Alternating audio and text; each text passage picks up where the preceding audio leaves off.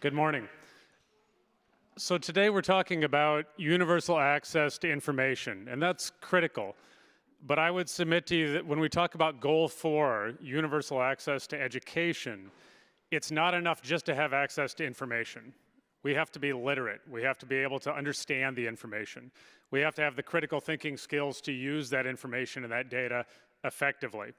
Every country in the world has a public education system for a very good reason, because we want the citizens in our countries, in our world, to have an education. We know that today, in the globalized world that we live in, it's never been more important to have an education, and more a higher education, if you want to be competitive in the global economy. We know that people that have educations can get better jobs. Their lifetime incomes are significantly higher. They have a better life for them and their families. We also know that to the extent that in our work, we work on pluralistic democracies. We want governments that work for people, that are transparent. And if you want that kind of a relationship between the citizens and the government, you need an educated population. This is what we talk about when we're looking at Goal 4. I'm pleased to say that we live in a very interesting time, and this is only happening in approximately the past 10 to 15 years where this has existed. We have educational resources, the textbooks, the courses, the degree programs, the videos, all of the documents, all of the tools that we use to teach people how to read and write, to think critically, to learn physics and chemistry. All of those resources today, for the most part, are what we call born digital. Now, I'll talk about the digital divide in just a moment, so bear with me. But even though we have printed copies, even though we have non-internet delivery of educational resources, there's usually a digital file on the back end.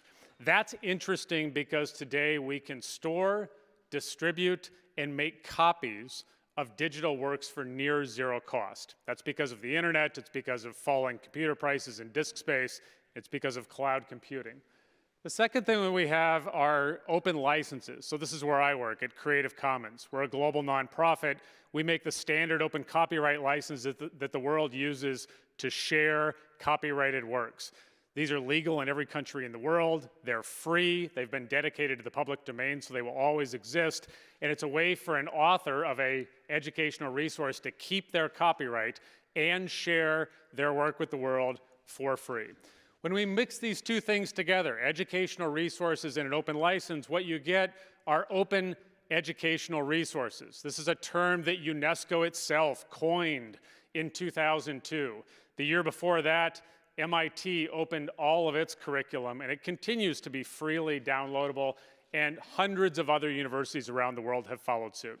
When we're talking about open educational resources, we're not talking about free MOOCs. Many of you have heard about MOOCs online, and MOOCs are a wonderful thing, but most of them are free but not open. When we're talking about things that are open, we mean that you may have free, unfettered access to them, and you've got the legal permissions to download them, modify them, translate them into a different language, change them for a local context to meet the needs of your learners, of your students. So open means something very different than free. Yes, sir. Yes, sir. And it's not enough just to talk about Sustainable Development Goal number 4. If we truly want to leverage the power of open educational resources, of course, we need SDG 9. We need the infrastructure, the ICT infrastructure, the internet, the 4 and 5G cell networks, or even 3G in some places. We need computers. We need internet connectivity in all spaces for all people. Now, the good news is even when we don't have that, we can still have open educational resources because we print them, we put them on DVDs, we have memory sticks and very inexpensive Wi-Fi devices to take them all over the world. This is the world of education opportunity that we live in today. The good news is when we shift to open educational resources in our country, all of these good things happen. The first thing that happens is obvious. Access and equity to educational resources goes up. Everybody on day one, 100% of your students have access to all of the educational resources that have been designed for that class. Now, this may sound obvious, but even in my country, I live in the United States, 2/3 of the students don't buy the textbooks for their college or university classes because they cannot afford them. And this is in the US, a very wealthy country. The next thing that happens is that everyone gets access to relevant, effective content that makes sense for them in their context. So it might be that something is shared from the University of Barcelona and somebody in Mumbai picks it up and wants to use different examples in the chemistry class, or they want to translate it into Hindi. They may have different needs for the course. The next thing that happens is learning outcomes go up. No big shocker here. When 100% of the students in the class or the degree program have all of the resources on day one, guess what? They do better. And we see this in research over and over. Other interesting things happen, like course dropout rates go down. Why? Because people think they can succeed in a class where they have access to all the educational resources they need to succeed. And because there are fewer dropout rates, time to degree also drops. So we're moving students through their educational opportunities much faster. It's a more effective public investment. Now, that's all what I would call infrastructure that OER provides. What's even more interesting is once we have open educational resources in our learning environments, we can do things like students can become co-producers of knowledge. So we're talking about access to information. Students actually become generators, creators of information. They become citizen scientists. They become motivated learners where they're solving the SDGs as part of their classroom activities. And then this knowledge, of course, because it has an open Creative Commons license on it, can be shared freely and globally anywhere, anytime. And the good news is that the world is sharing. There are approximately 1.3 billion Creative Commons licensed works on the web now, everything from images to movies to government data sets to educational resources to museums, archives, etc. People are sharing. Now let me shift for a minute. One of the things that's happening to support openness and open data, open educational resources, open access to scientific literature is governments are saying this very simple thing, that publicly funded education resources should be openly licensed by default. The public should have access to what the public pays for. It sounds obvious, yes? It's not the default. The default tends to be closed. Usually what happens is a government gives a grant or a contract to a grantor or to a contractor. They keep all rights reserved copyright, and the rest of us get access to nothing.